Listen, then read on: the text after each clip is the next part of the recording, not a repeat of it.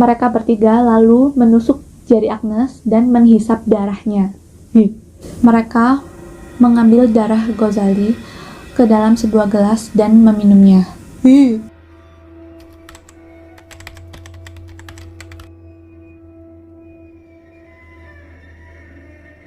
Hai guys, apa kabar? Semoga kalian semua baik-baik aja. Perkenalkan, nama aku Lala. Aku mau ngucapin terima kasih buat kalian semua yang udah klik video ini. Jadi, di video kali ini aku mau menceritakan tentang peristiwa pembunuhan yang terjadi di apartemen Toa Payoh di Singapura. Peristiwa ini terjadi pada tahun 1981. Pada tanggal 25 Januari 1981, ditemukan mayat seorang anak perempuan berusia 9 tahun di dalam sebuah tas yang dibuang di dekat lift sebuah apartemen di daerah Toa Payoh. Diketahui anak perempuan itu bernama Agnes Ng Syo Hock yang dilaporkan menghilang 1 hari sebelumnya.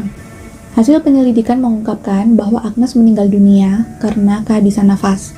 Tidak hanya itu, penyidik juga menemukan adanya luka di alat kelaminnya dan ditemukan air mani di duburnya. Polisi pada saat itu gagal memperoleh petunjuk walaupun mereka sudah menginterogasi 250 orang di sekitar TKP. Dan beberapa minggu setelahnya, tepatnya pada tanggal 7 Februari 1981, ditemukan lagi mayat seorang anak, kali ini anak laki-laki berusia 10 tahun. Dia ditemukan meninggal di semak-semak di sebuah komplek apartemen yang lokasinya juga tidak jauh dari lokasi penemuan mayat yang pertama. Anak tersebut diketahui bernama Ghazali bin Marzuki. Dia dilaporkan menghilang 1 hari sebelumnya setelah terakhir kali terlihat naik taksi bersama seorang wanita yang tidak dikenal. Setelah diselidiki, penyebab kematian Ghazali ini adalah karena tenggelam. Penyidik tidak menemukan adanya tanda kekerasan seksual, tapi ditemukan luka bakar di punggungnya dan juga ada bekas sayatan di lengannya. Saat melakukan olah TKP, polisi menemukan bercak darah yang berceceran menuju ke lantai 7 blok 12 sebuah apartemen di daerah Toa Payoh. Pemilik apartemen itu bernama Adrian Lim. Pas polisi datang, Adrian Lim ini bersikap sangat tenang. Dia menyambut polisi dan memperkenalkan dirinya. Lalu dia menceritakan bahwa saat itu dia sedang tinggal bersama seorang istrinya dan seorang teman wanitanya. Saat menggeledah apartemen Lim, petugas menemukan banyak sekali benda-benda ritual, ada salib dan juga patung, dan beberapa di antaranya ada yang berlumuran darah. Kecurigaan polisi semakin bertambah saat mereka menemukan bercak darah di lantai dapur apartemen tersebut. Polisi juga menemukan sebuah botol kecil yang berisi darah yang disimpan di dalam kulkas. Polisi juga menemukan barang bukti yang sangat kuat, yaitu saat mereka menemukan secari kertas yang berisi nama Agnes dan Ghazali. Dengan barang bukti tersebut, akhirnya polisi menangkap Lim dan 2 orang wanita yang tinggal di sana. Setelah diinterogasi, mereka bertiga lalu mengakui bahwa merekalah yang membunuh Agnes dan Ghazali. Jadi guys, pada saat itu Lim sedang menjalani penyelidikan tentang kasus pemerkosaan.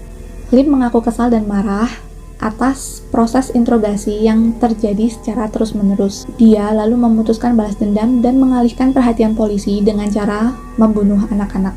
Latar belakang Lim dan 2 orang wanita yang tinggal bersamanya akhirnya terungkap. Adrian Lim lahir pada tanggal 6 Januari 1942. Saat remaja, dia dikenal sebagai anak yang pemarah. Saat sekolah menengah, Lim memutuskan untuk berhenti sekolah dan memilih untuk bekerja. Pada tahun 1962, dia bekerja sebagai teknisi di sebuah perusahaan di Singapura, dan pada April 1967, Lim memutuskan untuk menikah dan dikaruniai 2 orang anak. Pada awalnya, keluarga kecil Lim ini hidup sederhana dan hanya bisa menyewa tempat tinggal, sampai akhirnya mereka mampu untuk membeli sebuah apartemen dan pindah ke lantai 7 blok 12 di Toa Payoh pada tahun 1970. Tahun 1973, Adrian Lim ini akhirnya membuka praktek paranormal, tapi ini praktek paranormal abal-abal ya guys, karena Adrian Lim ini nggak pernah mempelajari tentang ilmu paranormal yang sesungguhnya gitu guys. Jadi Adrian Lim ini mengaku bisa mengusir roh jahat, membuang kesialan, dan juga meningkatkan kecantikan melalui ritual pemijatan. Jadi Lim ini melakukan ritual pemijatan di seluruh tubuh pasien wanitanya menggunakan sebuah boneka. Setelah melakukan ritual pemijatan, Lim melakukan hubungan intim dengan pasiennya dengan dalih untuk mentransfer kekuatannya Lim ke wanita tersebut. Jadi setelah melakukan ritual itu, pasiennya akan tampil lebih cantik dan awet muda. Itu katanya Lim kayak gitu, guys.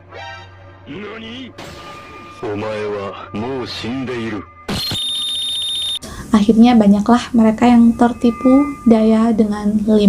Selain melakukan ritual pemijatan, Lim juga melakukan ritual kejut listrik.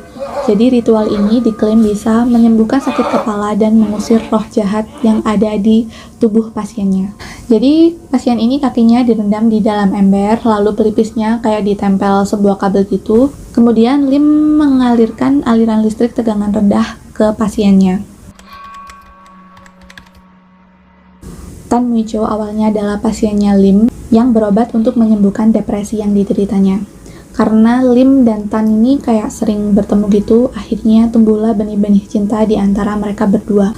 Pada tahun 1975, Lim memaksa Tan agar dia mau tinggal bersama Lim, walaupun pada saat itu Lim sudah beristri. Karena sudah nggak tahan sama perlakuan suaminya, akhirnya istri sah Lim memutuskan untuk bercerai dan tinggal bersama anak-anaknya pada tahun 1976.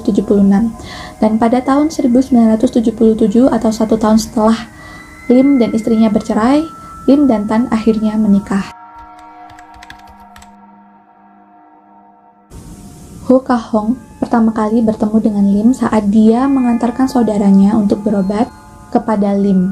Saat itu, Lim berkata kepada Ho bahwa Ho itu sebenarnya juga ketempelan roh jahat. Maka dari itu, Lim menyarankan agar Ho melakukan terapi kejut listrik. Lim juga mengatakan kepada Ho agar Ho mau tinggal bersama Lim karena Lim ini mendapatkan petunjuk bahwa Ho ini adalah istri suci yang dikirim dewa untuknya. Padahal guys, pada saat itu Ho ini sudah bersuami loh guys.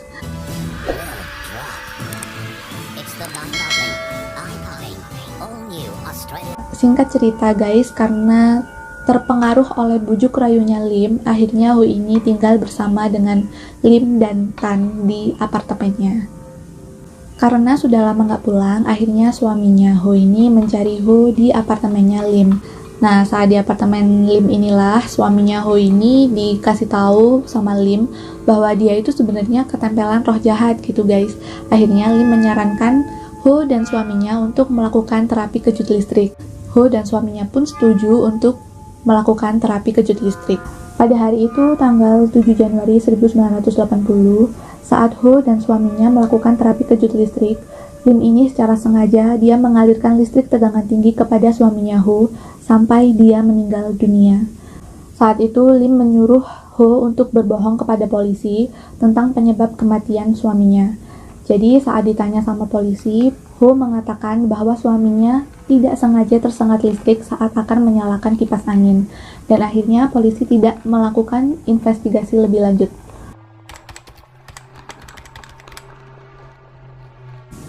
Saat menjalani persidangan di pengadilan, kekejaman mereka bertiga akhirnya terungkap dalam membunuh anak-anak yang tidak berdosa itu.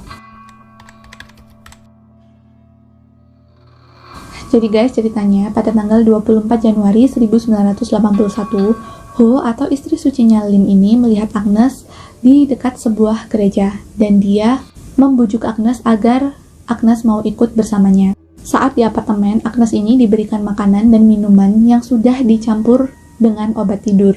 Saat Agnes tertidur, Lim ini melancarkan aksi bejatnya dengan melakukan pelecehan seksual kepada Agnes. Mereka bertiga lalu menusuk jari Agnes dan menghisap darahnya. Tapi nggak lama kemudian Agnes ini terbangun dan bilang kalau dia mau ke toilet. Saat di dalam toilet, Ho langsung membenamkan kepala Agnes ke dalam bak mandi. Lim menginjak tubuhnya sedangkan Tan memegang kakinya Agnes. Lim ini juga menyetrum mayatnya Agnes untuk memastikan bahwa korbannya sudah meninggal. Saat mereka yakin bahwa Agnes sudah meninggal dunia, akhirnya mereka memasukkan tubuhnya Agnes ke dalam tas dan membuangnya di dekat lift. Ghazali, anak yang malang ini juga mengalami nasib yang kurang lebih sama seperti Agnes. Jadi pada tanggal 6 Februari 1981, Ho berhasil membujuk Ghazali agar mau ikut ke apartemennya. Nah, saat di apartemen ini, Ghazali juga diberikan makanan dan minuman yang sudah dicampur dengan obat tidur. Tapi Ghazali ini membutuhkan waktu yang lebih lama sampai obatnya ini bereaksi gitu guys. Untuk berjaga-jaga, Lim akhirnya berinisiatif untuk mengikat tangannya Ghazali. Tapi pada saat itu Ghazali malah terbangun dan dia itu kayak memberontak gitu guys. Karena panik, akhirnya mereka bertiga ini memukul Ghazali sampai pingsan. Saat Ghazali pingsan, Lim melukai lengan Ghazali. Lalu mereka mengambil darah Ghazali ke dalam sebuah gelas dan meminumnya. Mereka bertiga lalu membenamkan kepala Ghazali ke dalam air. Tapi saat itu Ghazali sempat berontak dan muntah. Akhirnya mereka bertiga memutuskan untuk mengalirkan listrik tegangan tinggi ke tubuhnya Ghazali sampai meninggal dunia. Ghazali terus saja mengeluarkan darah dari hidungnya bahkan setelah dia meninggal dunia. Lim dan Ho pergi untuk membuang jasad Ghazali, tapi mereka berdua tidak menyadari bahwa Ghazali terus saja mengeluarkan darah dari hidungnya. Saat Lim dan Ho kembali ke apartemennya, mereka sangat terkejut saat melihat ada bercak darah bercucuran menuju ke apartemen mereka. Akhirnya mereka berusaha untuk membersihkan bercak darah tersebut sebelum matahari terbit, tapi ternyata usaha itu gagal. Sehingga polisi dengan mudah menemukan petunjuk untuk menangkap mereka bertiga.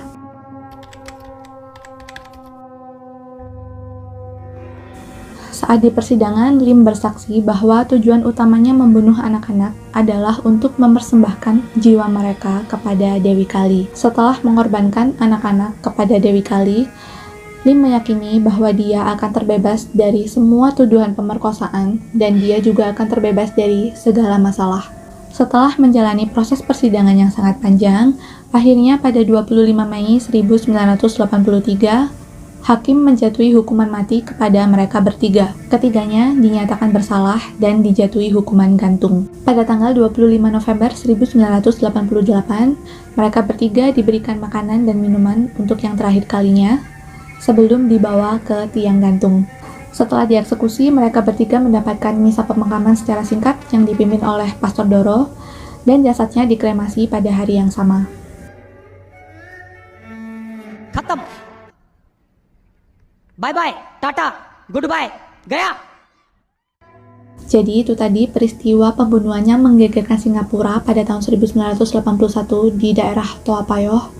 Aku minta maaf ya kalau ada kata-kata dan sikap aku yang kurang berkenan, dan sekali lagi aku mau ngucapin terima kasih buat kalian semua yang udah nonton video ini sampai habis. Semoga kalian suka ya. Buat kalian yang suka videonya, jangan lupa tekan like dan subscribe channel ini ya guys. Dan buat kalian semua yang mau menyampaikan kritik dan saran, boleh banget kalian tulis di kolom komentar ya. Terima kasih.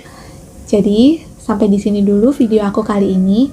Aku Lala, pamit undur diri. Sampai ketemu lagi di video selanjutnya. Bye!